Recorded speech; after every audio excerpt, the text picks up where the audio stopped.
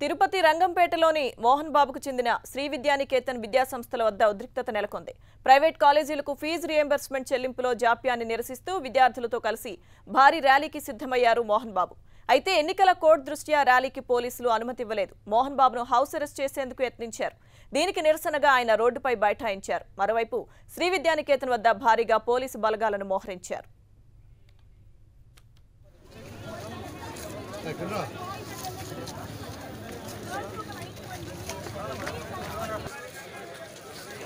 Force గా రాలేదుగా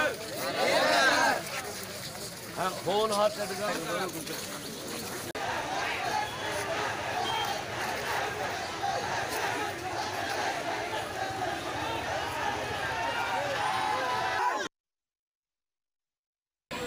ఎప్పుడో చెప్పాను అమ్మా నాన్న పిలిచి అయ్యా మీరు కట్టకపోతే గవర్నమెంట్ కట్టకపోతే మీరు కట్టాల్సి వస్తుంది అని కూడా చెప్పాను.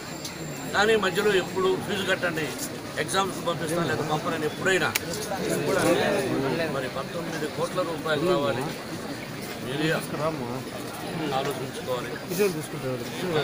ఏం అడగలేదు అతని పాలసీలు మరి ఎలక్షన్ ముందు చేస్తున్న ఈ ప్రచారాలు మనకు అనవసరం.